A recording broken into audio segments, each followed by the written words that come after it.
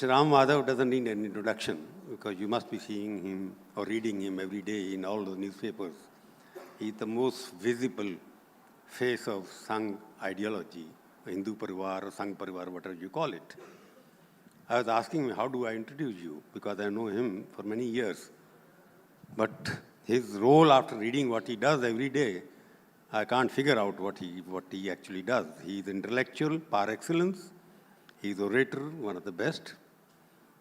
And he must be the most frequent flyer, and he must have accumulated maximum miles, which no other leaders has, because he's flighting. Every flight you go, you will find a Ram Madhav every day in one flight or the other.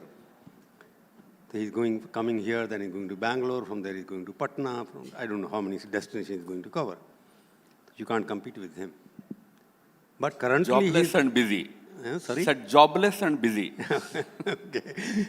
So currently the President of India Foundation, which is one of the best globally known think tank. Think tank is a bad name these days in India because they have banned just one most old Center for Policy Research. But he runs a think tank which is much more active in both domestic affairs and international affairs. So Ram Madhav also is some kind of a unofficial, I would call, whether the foreign minister or the foreign secretary, or all combined into one. He represents the Indian culture, Indian ideology in foreign relations, and most of the time he's busy organizing seminars. He's hosting big conclaves where people from all over the world can come and participate. But today the different issue. We have invited him to speak more about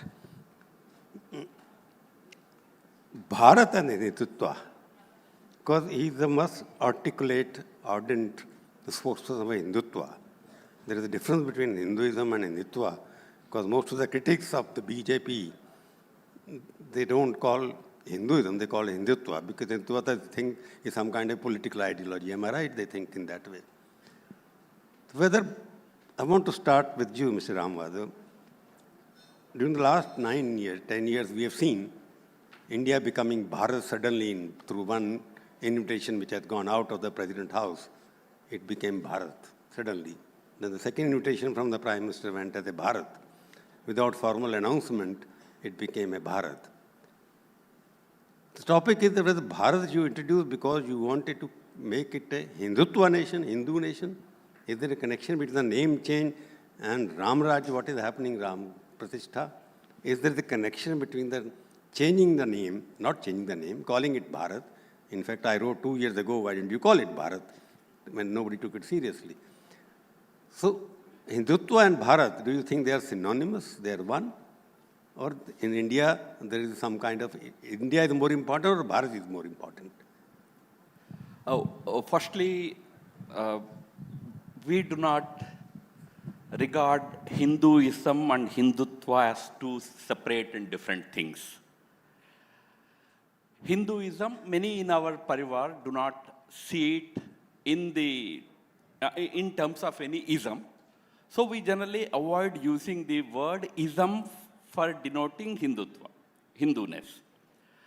Hindutva is just the very Indianized, version or word for Hinduism, if you want to use it that way. For us, there is actually no difference.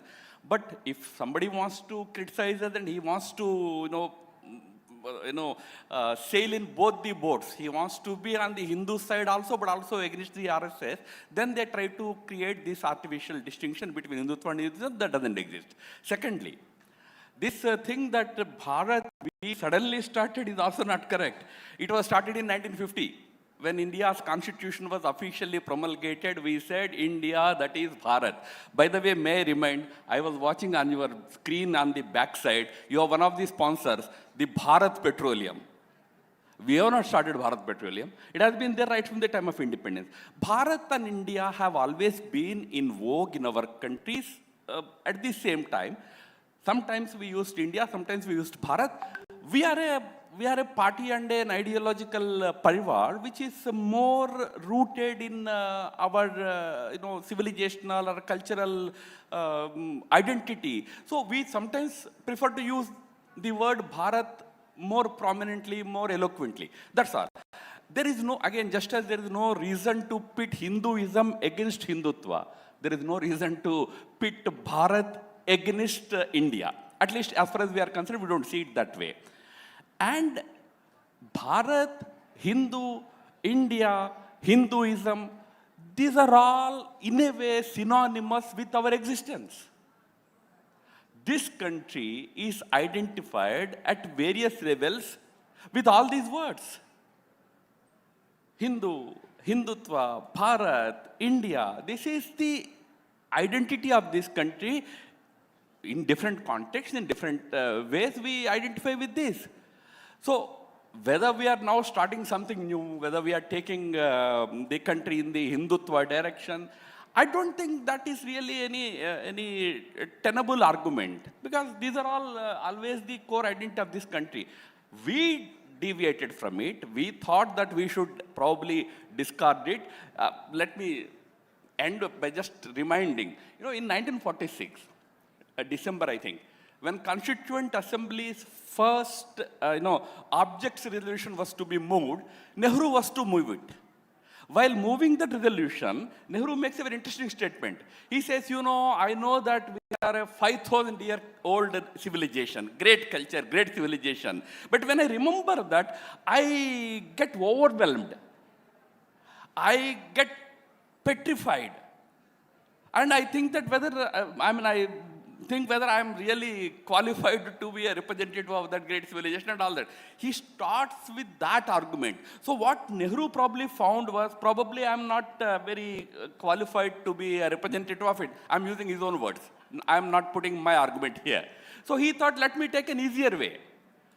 The fad of the day was a European idea, so we take it, let us simply say that whatever you talk about your culture, your Hinduness, your Bharatiyata, is backwardness. So it has a history. There was a debate over what should be our country, what should our country be called.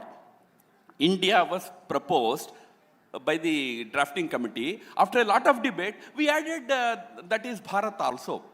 So for us, India, Bharat, Hinduism, Hinduness, Shashi Tharoorji is there.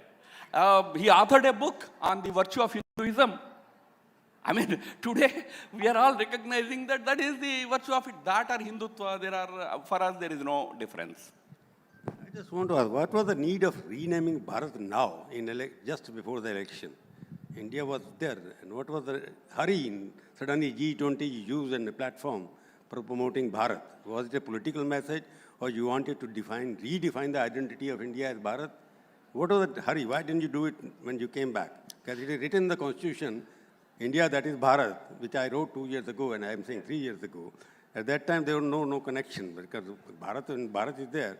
So I'm just asking, everything, why do you connect with the political convenience of yours?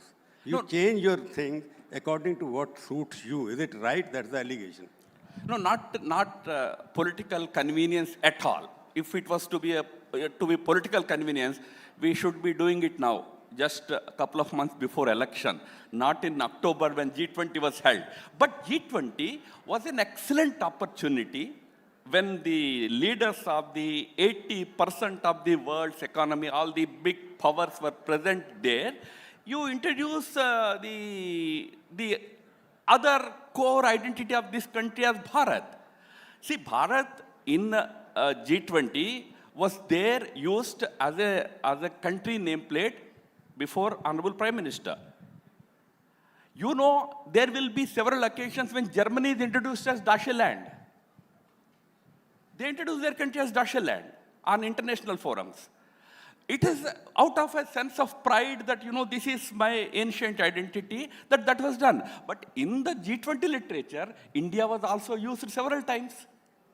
It's not that we purged India and then we now changed it to something.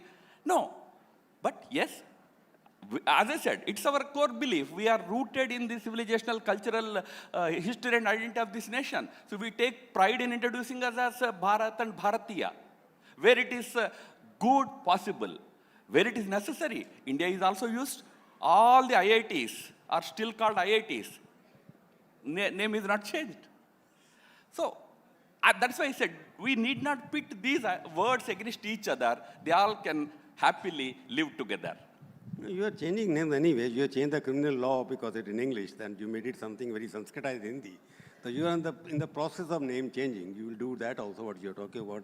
IITs might become Bharatiya Anusandhan or whatever you will call it later on. But question again I am asking, because you, India and hindutva, I am linking with that, Bharat, because you have emphasis on Bharat. India is supposed to be, people look at India as a secular country. It doesn't connect it entirely with the Hindutva way of thinking, though India is a majority, 90% Hindus are there. So are you trying to erase that impression that India is no more a secular country, it is Bharat or Bharatiya, or whatever your definition is that? Is that an attempt? Hindutva means Bharat, Bharat means Hindutva and nothing else. Oh, actually, on the contrary, Bharat has always been very secular. You see, this whole idea of India being a secular country as stated by our constitution began in 1976. Even in 1950, or a couple of years before when that whole preamble was being framed, Nehru, on record, this was there in Mr. Jairam Ramesh's book on Krishna Menon. He told Menon, go slow on this word secular. Don't use it so liberally. That's the reason why in our original constitution, in the preamble, we did not use both the words secular and socialist. The opposition came both from Ambedkar and from Nehru. Did it mean that we were not secular?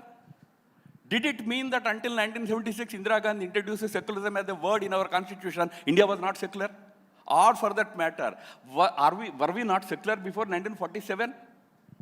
So this whole myth of whether we became secular because we were being called India, or we were not secular if we don't call us India, that's why I'm saying all these arguments, all these statements are very political. They don't really stand the real argument, reality.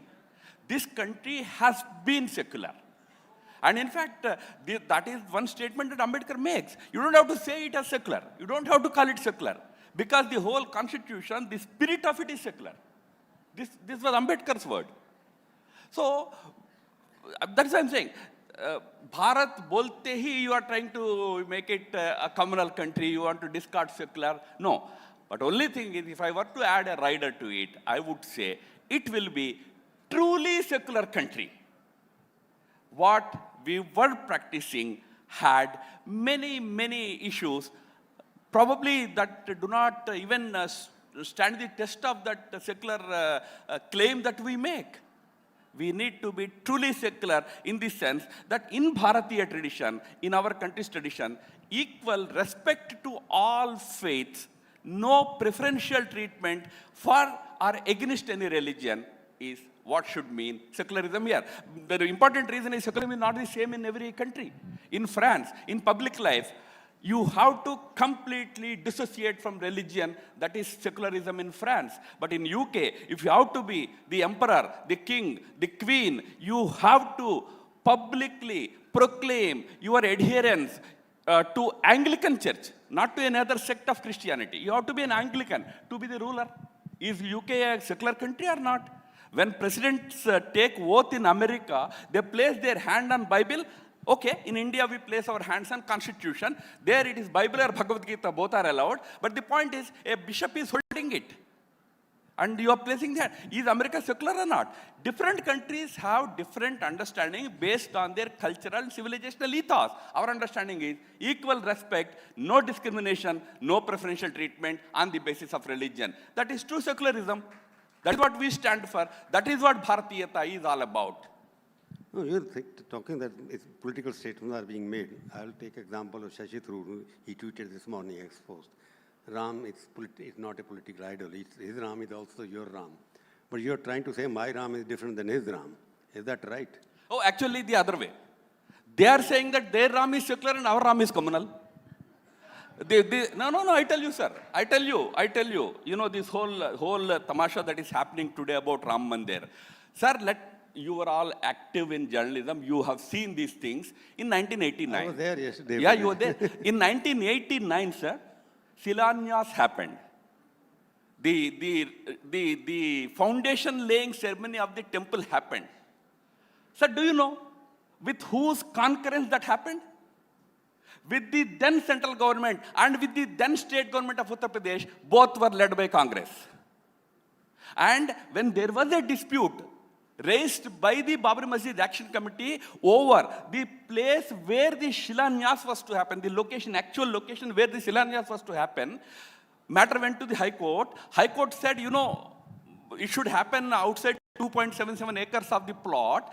What is the 2.77 acres could not be decided. Initially, the central government said, no, Vishnu Hindu Parishad is violating, it is doing it in the disputed side, etc., etc. Then Mr. Bhutta Singh went, Mr. Kamalapati Tripathi went, the then Chief Minister Narendra Tiwari went, held negotiations with Vishnu Hindu Parishad, suddenly declared that the site that Vishnu Hindu Parishad decided to Silanyas is actually a valid site. It is outside the dispute. They gave, media wrote, you all wrote, that active support of the then state and central government, Ram Janmabhoomi Shilanyas happened. That is secular act. When on the same site, on the same Shilanyas site, if a temple is built, how can it become a communal act? Where foundation was laid, that is secular. When you got it laid there, you were present there. And when the temple comes up, how can it become a communal act? So that's why I'm saying this whole thing is being politicized not by us, but those who are opposing it. Faizabad say Mr. Rajiv Gandhi started his election campaign in 1989 from Faizabad, October. Why Faizabad? Because, and there was a reference that if we get elected, we will get Ram Rajya. What is the Ram Rajya? But your Ram Rajya is secular, my Ram Rajya is communal. But how can it be that Ram, way? the question, you raised Rajiv Gandhi question, you see, I was covering that time. When you are talking about construction of Ram Mandir, why don't you give a credit to Rajiv Gandhi government for reopening the Ram Mandir, which was closed for 45 years? Do you speak about that? It was Rajiv Gandhi who facilitated the opening of the Mandir. After that, you constructed the temple. Sir, we went much further. No, we went much further. Do you ever give them credit? We actually invited the leaders of Congress party. That is the point. That's the point they are making. They said that no, it is your show. But you were there for laying the foundation stone. Correct, you are right. But who are you to invite them? Ram belongs to a Shashi.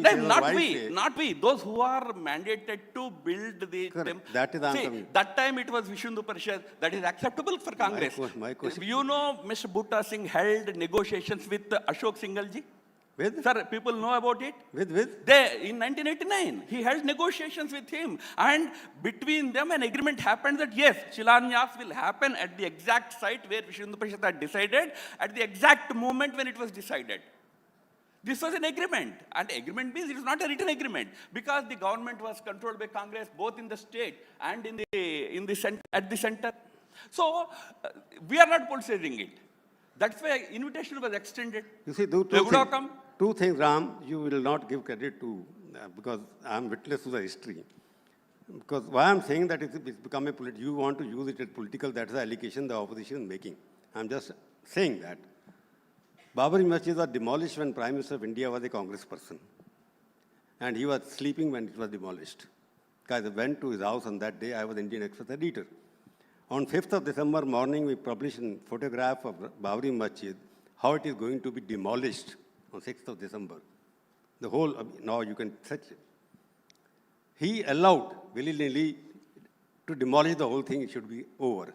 Rajiv Gandhi's government open the gates of Mandir so that the Mandir process, one step, you demolish the structure. Second step, you open the Mandir so you become legitimate place owner.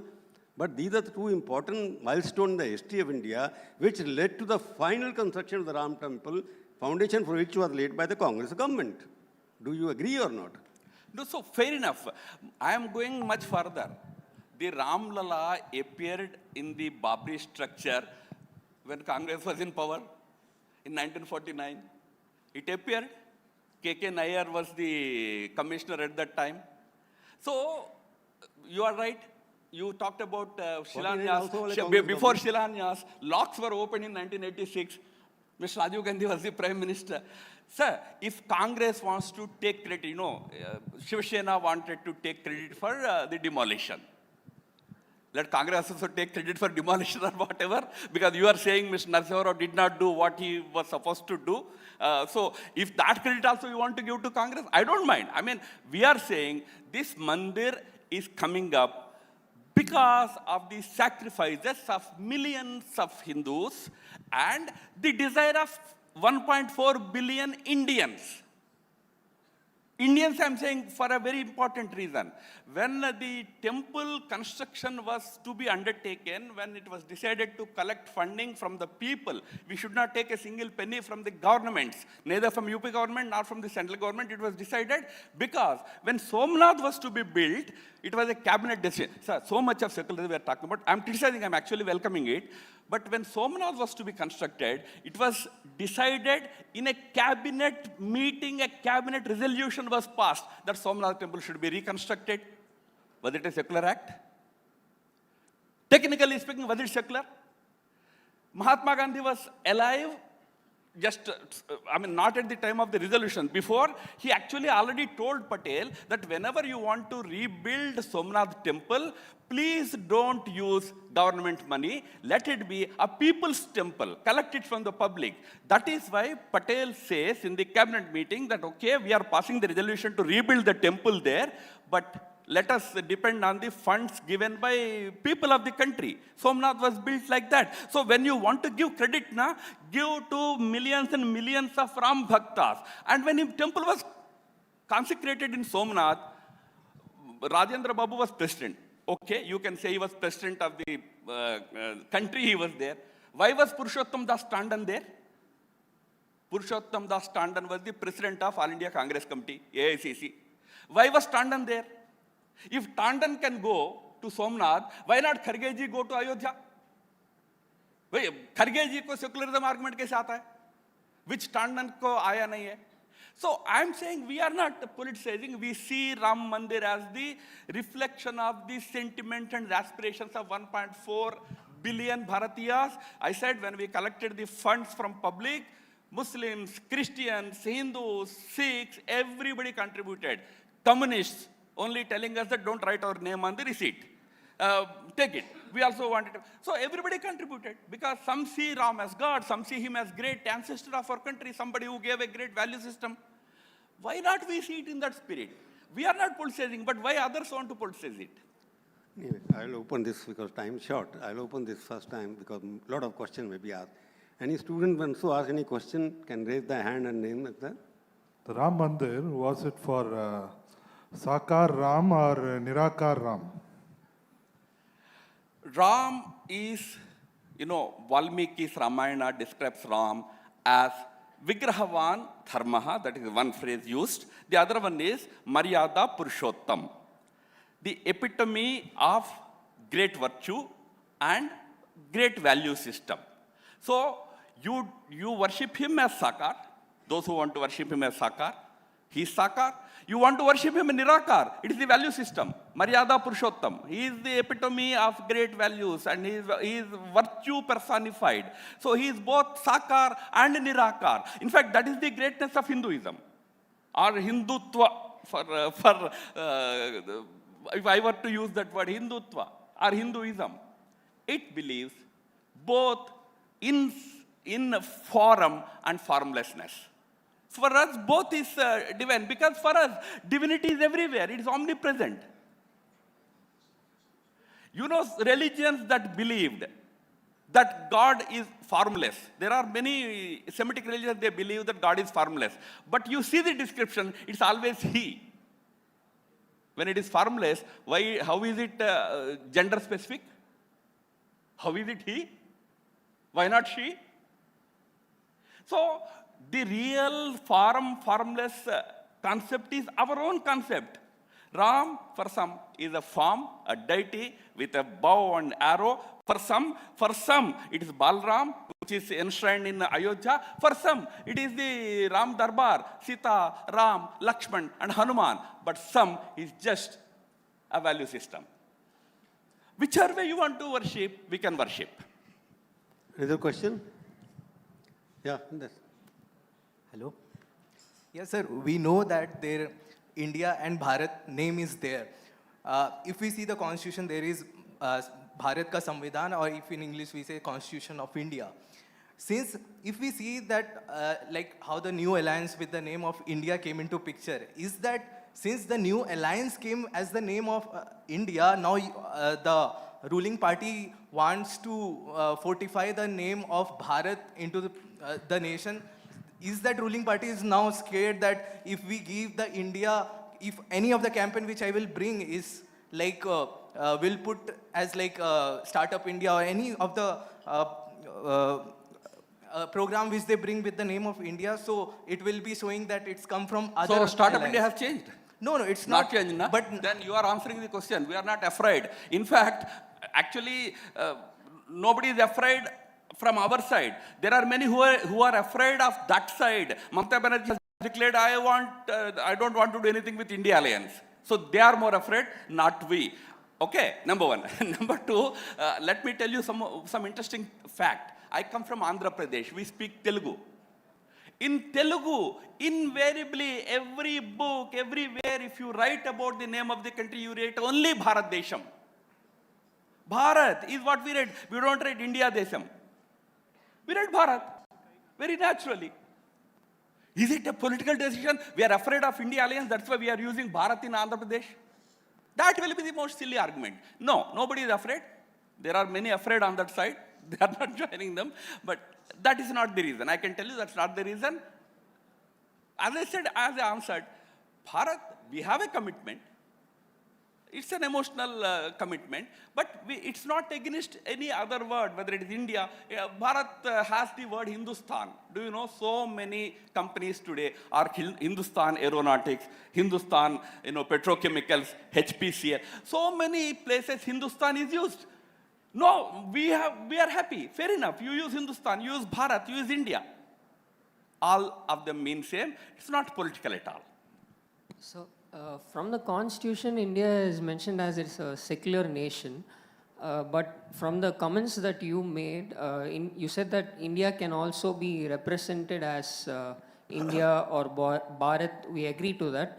But when you said, you also added that India can also be mentioned as Hinduism or Hindutva. How could it be related? No, India is mentioned, not mentioned, I'm not saying India is mentioned as Hinduism. Hindustan is the word we use for our country. I gave you examples. Public sector undertakings have the name that starts with Hindustan. All these names never represented anything sectoral, anything parochial. This Vikruti, this twisted mind has started recently. If you invoke Bharat or Hindustan, you are taking the country into communal direction. But these words have been there right from the time of our independence, even before. So, this twisted mind needs to be corrected. Probably this new transformation that is happening will help us achieve that. I'm so happy. Now, the challenge from the opposition also is not about whether Ram Temple is secular or not secular. When do you allow me to go?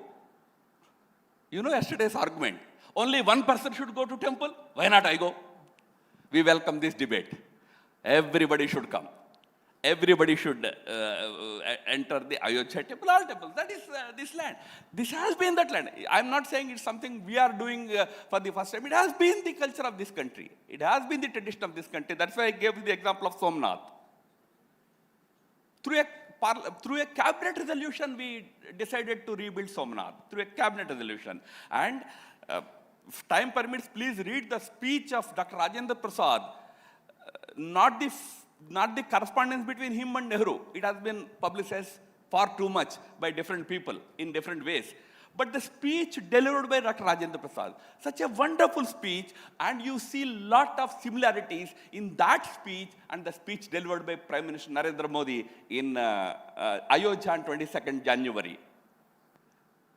Rajendra Babu talked about a prosperous, developed India. Pradhan Mantri Modi ji talked about Viksit Bharat. That is the spirit of all these enterprises. This is not parochial, this is not communal. This is for building a strong Bharat, but with self-confidence. Not with a slavish attitude, but with self-confidence. So this question may be from all common Indian. There are many deep-rooted issues. I'm not mentioning about the facts which are disclosed in Hindenburg or what happened to Trivandrum Airport. I'm not speaking about it. The earlier session also, the speakers, they given a humble submission that the ruling government is trying to, divert the attention of the people from the common issues, starting from unemployment, particularly the fuel price hike, all those things they have mentioned. Do you think that the strategy which is adopted by now, with the help of the temple, where the BJP started the campaign to retain the position, or whether the BJP government is having a moral fear about doing the campaign by explaining the achievements made during last couple of years, almost 9 years? So this is a common man question. Okay. Yeah. Okay, first of all, don't arrogate to all common men. It's your question. That's it. Common men are very clear about what is this country and what is Modi ji doing. That's why they are supporting him. And the question has a relevance, whether we are doing it for any political purpose or it is genuinely a project that was initiated and it has come to a conclusion. I would say that for us, it's never an electoral exercise or a political exercise. It happens here. Again, I'm sorry that I'm going back to that Somnath again and again. Somnath happened in May 1951. In October, elections were announced. So may I now submit that the first election, Congress wanted to win. That's why they built Somnath. May I say that? No, we are all proud that nation's heritage has been restored. And millions are very clear about it. Some are confused. Some have issues. But millions and millions are convinced about it. And that's why I said, in his entire speech, did Prime Minister invoke Babar? The man who demolished the temple as per the Babar Nama. Did he invoke his name? No. Did he try to pit one community against other? No. Instead, he said, Ram should be not an issue of conflict, but of unity. He said it should be the energy for the country. Because Ram has always been a great unifier for us, for everybody. No election, no politics in it. It happened just before the general election. But our whole, this arrogant, educated thinking is that Indians are fools, idiots. You can sway them. Indians don't think they can be swayed. Sir, please remember, not today.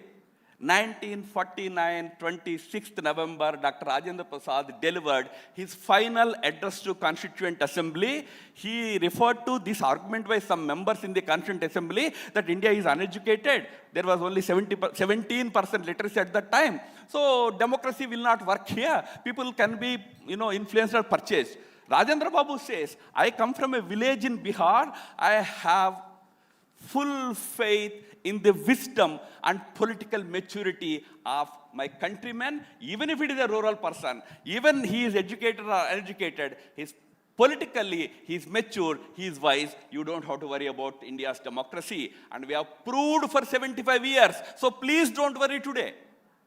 It is safe. Because the opposition is not winning, you can't say that, no, Modi is using other things. No. It's not our duty to highlight what is good, what is not good. If it is not good, let opposition highlight it. If it is there unemployment, let DMK highlight it, let Congress Party highlight it, let people agree. If people agree, they will vote for you. If they vote for you, they are wise. If they vote for BJP, they are swayed. Well, 4 states elections happened, 5 states happened, 3 BJP won, 1 Congress won, 1 another party won. How can you say people are swayed in only 3 states, but not in Telangana? So these are all arguments that we educated people, thinking we are very rational, we try to make. People of this country are wise. They know who is the right person to lead this country. Probably they have decided for next 10, 12 years. Thank you.